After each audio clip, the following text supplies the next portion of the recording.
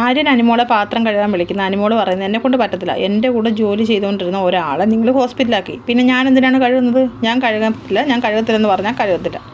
പിന്നെ ആര്യം പറഞ്ഞു ഇത് ഭയങ്കര മോശമാണെന്ന് പറഞ്ഞിട്ട് ആര്യം പോകുന്നു. കുറച്ച് കഴിയുമ്പോൾ അവർ ആലോചിച്ചിട്ട് പറയുന്നു ഒരു കണ്ടീഷൻ, നിങ്ങൾ ക്യാപ്റ്റൻസിയും കൂടെ കഴുകാമെങ്കിൽ ഞങ്ങൾ കഴുകാമെന്നായി. ആതിര പറയുന്നത് ഞാൻ 2 പാത്രം കഴുകാം, നിങ്ങളും കഴുകുന്നു. അതെങ്ങനെ ശരിയാവും? ഞങ്ങളെങ്ങനെ പാത്രം കഴുകുന്നത്? ഞങ്ങൾ നിങ്ങൾക്കുള്ള പ്രശ്നമെല്ലാം ഉണ്ടാക്കിയില്ലേ? നിങ്ങളെന്താ ഇങ്ങനെ സംസാരിക്കുന്നത്? ഞങ്ങൾ കുക്കെല്ലാം ചെയ്തില്ലേ, ഇനി ഞങ്ങൾ പാത്രവും കൂടെ കഴുകണമെന്ന് ആര്യം ചോദിക്കുന്നു. കഴുകണം. പിന്നെ നിങ്ങൾ 3 ക്യാപ്റ്റന്മാരില്ലേ, നിങ്ങൾ 3 ക്യാപ്റ്റന്മാർക്ക് എന്തുകൂടെ പണി? നിങ്ങൾ കുക്ക് ചെയ്യാൻ ഞങ്ങൾ പറഞ്ഞു, ഞങ്ങൾക്ക് വേണ്ടാന്നല്ലേ ഞങ്ങൾ പറഞ്ഞു, ഞങ്ങൾക്ക് ആഹാരം വേണ്ടാന്നല്ലേ പറഞ്ഞു. ഞാൻ ഓൾറെഡി പറഞ്ഞു കഴിഞ്ഞ് എനിക്ക് ഭക്ഷണം തരത്തില്ലെന്ന് എൻ്റെ മുഖത്ത് നോക്കി പറഞ്ഞപ്പോഴേ ഞാൻ പറഞ്ഞു എനിക്ക് ഭക്ഷണവും വേണ്ട, ഞാൻ ജോലിയും ചെയ്യത്തില്ലെന്ന്. പിന്നെന്തിനാണ് എന്നോട് പറഞ്ഞത്? നീ ഇപ്പോഴും അത് മനസ്സ് വെച്ചുകൊണ്ടിരിക്കുക? 4 ദിവസമായി, അപ്പം നീ 5 ദിവസം ജോലി ചെയ്യത്തില്ലേ? അപ്പം നീ ഇറങ്ങിപ്പോയി ഇവിടുന്ന് എന്ന് ആര്യം പറയുന്നത്. അതെന്തിനാ ഞാൻ ഇറങ്ങിപ്പോണം? നിനക്കെന്താ? ഞാൻ ജോലി ചെയ്യത്തില്ല, ഞാൻ രാവിലെ വീട് വൃത്തിയാക്കിയിട്ടുണ്ട്, പക്ഷേ എനിക്ക് വേറെ ജോലി ചെയ്യേണ്ട കാര്യം എനിക്കില്ല. എനിക്ക് ഭക്ഷണവും വേണ്ട. ജോലി ഞങ്ങൾ ചെയ്യുന്നുണ്ട്, ഞങ്ങളെല്ലാവർക്കും ഉള്ള ഭക്ഷണം ഉണ്ടാക്കിയിട്ടുണ്ട്. നിങ്ങൾ ജോലി നിങ്ങൾ ചെയ്യണം. പിന്നെ വീക്കെൻഡ് എപ്പിസോഡിൽ വരുമ്പോൾ എല്ലാവരും കൂടെ എന്ത് പറയണമെന്ന് അറിയാതെ നിൽക്കലും. എന്തായാലും ജോലി ചെയ്യാത്ത കാര്യം ഒരു ചർച്ചയാവും എന്ന് പറയുന്നത്. അന്നേരം ഞങ്ങളുടെ ജോലി ഞങ്ങൾ മര്യാദയ്ക്ക് ചെയ്യുന്നുണ്ട്, നിങ്ങൾ മര്യാദയ്ക്ക് ചെയ്തുകൊണ്ടായിരിക്കും ഷാനവാസിക ഹോസ്പിറ്റലിൽ പോയെന്ന് നൂറ ചോദിക്കുന്നത്. എന്നിട്ട് നൂറ അപ്പോഴത്തേക്ക് അവിടെ കിടക്കുമായിരുന്നു. നിവിൻ ചാടി അങ്ങ് എഴുന്നേക്കുന്നു. നിങ്ങളുടെ ജോലി ചെയ്തിട്ട് തന്നെയാണ് ഷാനവാസിക്ക പോയതില്ലേ? അപ്പോൾ ഷാനവാസിക്ക എന്താ പോയത് എന്ന് ചോദിക്കുന്നു.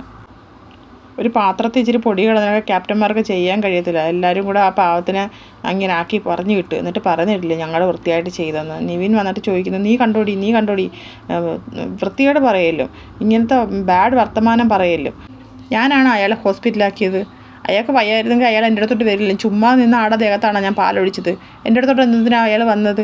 എന്തൊരു വർത്തമാനമായി പറയുന്നത്? അപ്പോൾ ഉടനെ ആര്യം പറയുന്നത് നിങ്ങൾ അങ്ങനെ പറയാൻ പാടില്ല. ഒരാൾ ഹോസ്പിറ്റലിൽ പോയതോ അതും അങ്ങനെ പറയാൻ പാടില്ല. ഇവിടെയുള്ള ഒരാൾ കാരണമാണ് പോയി. അപ്പോൾ പിന്നെ ഷാനവാസിക്ക എന്തിനാണ് ഹോസ്പിറ്റലിൽ പോയത്? നീ പറ. ആര്യനോട് നൂറ ചോദിക്കുന്നത്. നീ പറയടാ എങ്കിൽ ഷാനവാസിക്ക എന്തുകൊണ്ട് ഹോസ്പിറ്റലിൽ പോയി? അയാൾക്ക് സുഖമില്ലാഞ്ഞിട്ട് പോയി. അയാൾക്ക് എങ്ങനെ സുഖമില്ലാതായി? അയാളുടെ ദേഹത്ത് പാല് വീണ്. പാലെങ്ങനെ വീണ്? അതേ പാല് ഞാൻ ഒഴിച്ചിട്ടാണെന്ന് നിവിൻ പറയുന്നു. ഞാനെന്താ ചുമ്മാ നിന്ന് ഒരാളുടെ ദേഹത്ത് കൊണ്ടുവന്ന് പാലൊഴിക്കത്തില്ലല്ലോ.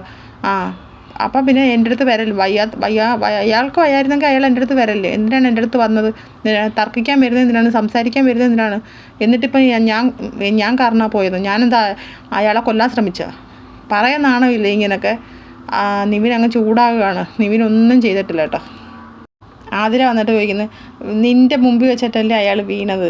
നീ പാലൊഴിച്ചിട്ടല്ലേ അയാൾ വീണത്? പിന്നെ നീ എന്തിനാണ് ഇങ്ങനെ പറയുന്നത്? അയാൾ ചുമ്മാ നിന്ന് അല്ലല്ലോ ഞാൻ പാലൊഴിക്കാൻ നേരം. അയാളുടെ മുഖത്തോട് ഞാൻ ചുമ്മാ ഒഴിച്ചതല്ലല്ലോ. അയാൾ എൻ്റെ അടുത്ത് വന്നിട്ടല്ലേ. അയാൾക്ക് വയ്യാത്ത ഒരാളാണെങ്കിൽ അയാൾ വരല്ലും. അതെന്ത് വർത്തമാനമാണ് നീ പറയുന്നത്? അയാൾ ഇവിടെ കളിക്കാനല്ലേ വന്നത്? ഒരാളെ പ്രേക്ഷകർ എവിക്റ്റാക്കി വിടുന്നതും അയാളെ ഹോസ്പിറ്റലാക്കി അയാൾ പോകുന്നതും അതും രണ്ടാ.